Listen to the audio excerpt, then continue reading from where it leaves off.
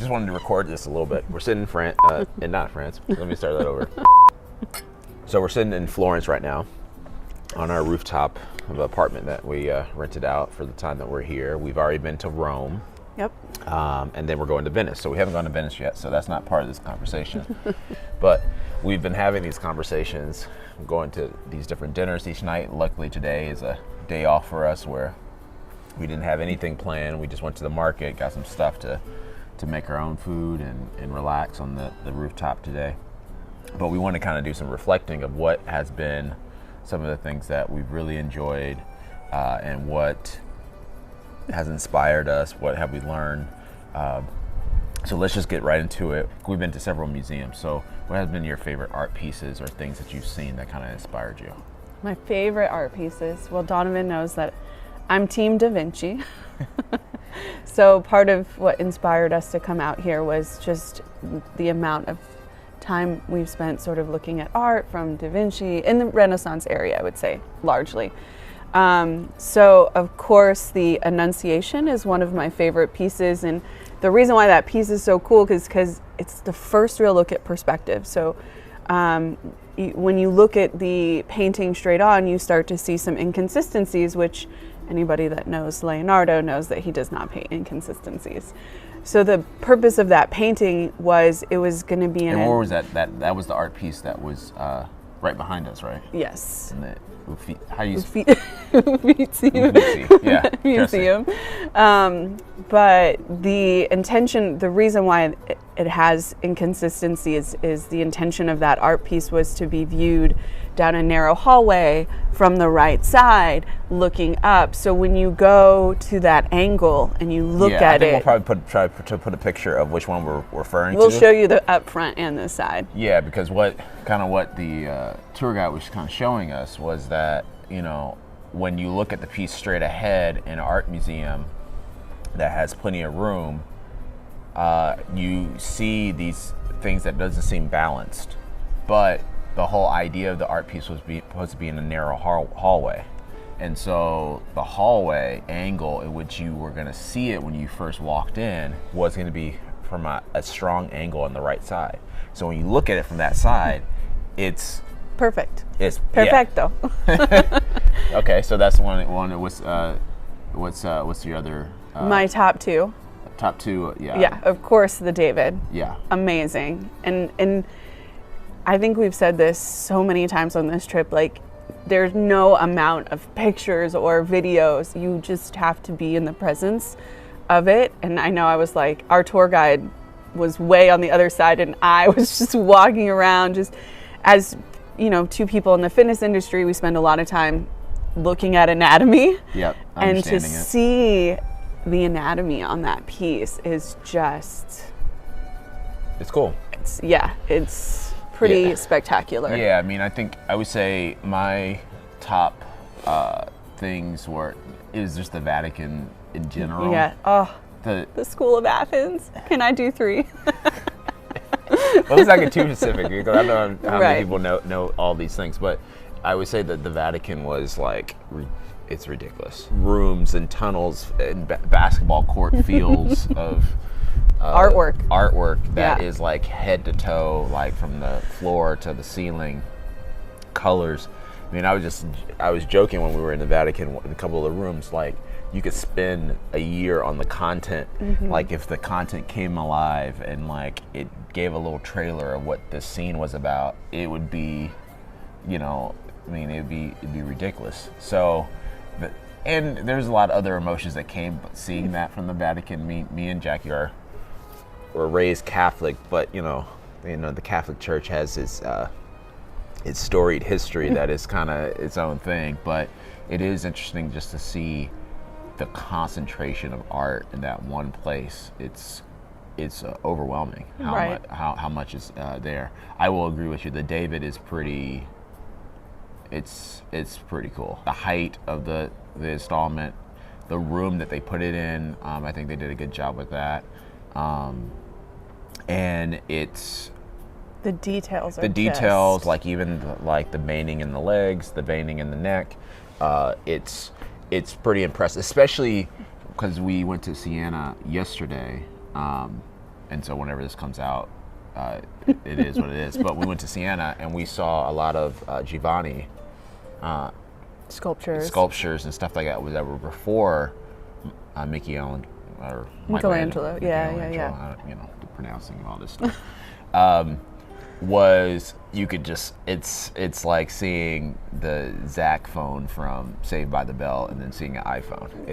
It's kind of crazy when you see the evolution of the sculptors and how impressive over 100 years, the detail and the kind of just like even just down to the texture of what it looks like. I mean, obviously we can't touch the art pieces, but the texture and the scale of how it's and like the scale of the David. There's certain points that are like the hands are bigger, but the purpose was it was supposed to be on top of a church, so it was all done with purpose. Is something that I was inspired by because that's how we coach our trainers, we coach our coaches to work within a purpose of like there's. You want to stay within sound principles of exercise and nutrition, but there is times when you want to have that type of breakdown of, if you have a purpose of why you're doing it, what's the perspective, what's it going to be used for, that's really important when you're developing something of art.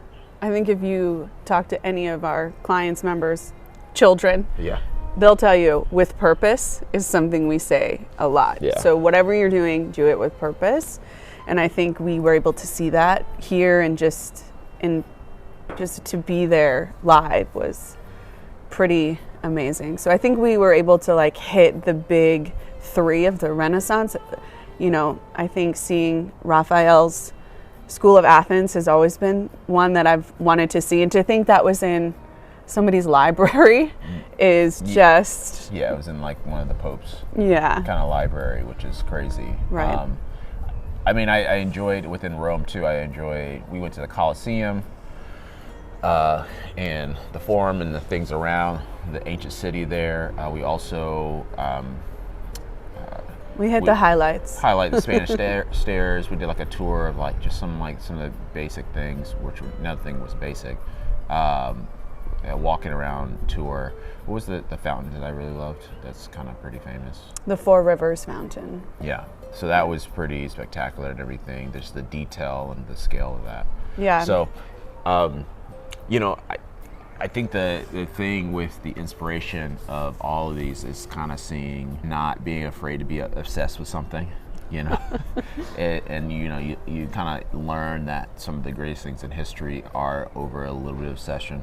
I mean, we try to find our balance with our family and doing things like this and taking time, which is rare, but we try to do this at least once a year where we take time for ourselves, and this has been a great trip so far. What has been favorite food?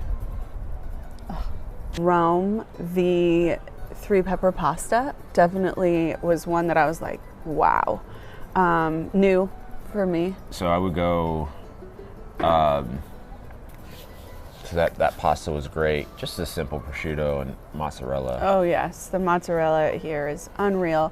And if we went, the funny thing is the restaurants I think we enjoyed the most were the ones that were like locally recommended to us. So the first night, the hotel recommended one. It was where I had the 3-pepper pasta that was so memorable. And then I think here in Florence, we went to a really small restaurant. That had more rustic and had like just a simple minestrone rice soup. And I was just like, this is like one of the best things. And their sauce, their meat, I had the chicken meatballs, and even though it was a smaller dish, the sauce was just so, you could tell was... It was just true home cooking at its finest. And I would say, like I said, that minestrone soup, we had a little lasagna from that one restaurant. And it was like one of those places where we've been to a couple of places that have been nice. There was, what's the place that we went to in Rome that was really good that people always... Rosario? Yeah. And that one was great because they had great fish.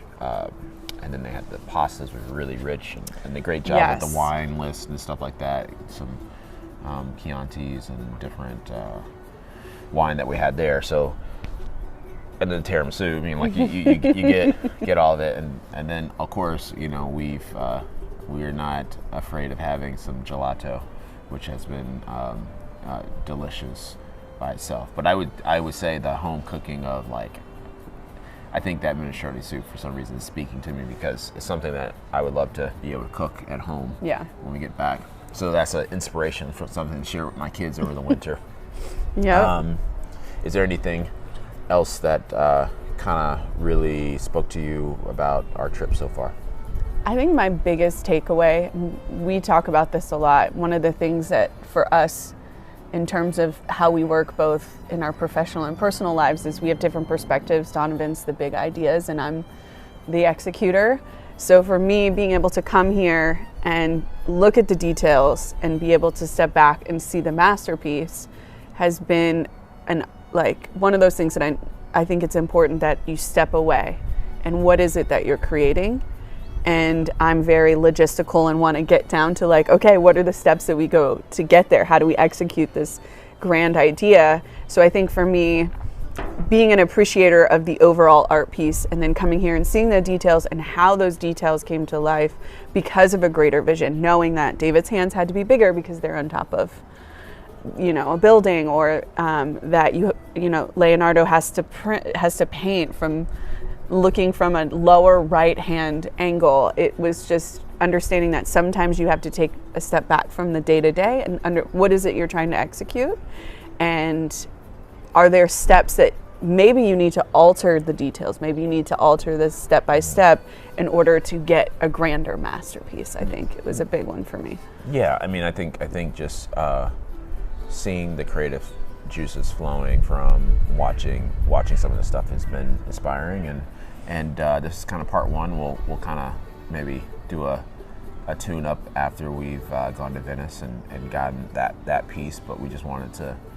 And we're not in our comfy clothes on our day off. Yeah, so you know this is, like I said, a day off from walking around. You know, put a lot of miles. Putting all our steps in. All our steps in. So, but you know, I'll you know, we're missing our family a little bit, but we're really enjoying the opportunity to kind of walk around, take in the culture of the place, the hospitality of the place, and we'll have some more to show you when we get to Venice. Cheers. Arrivederci.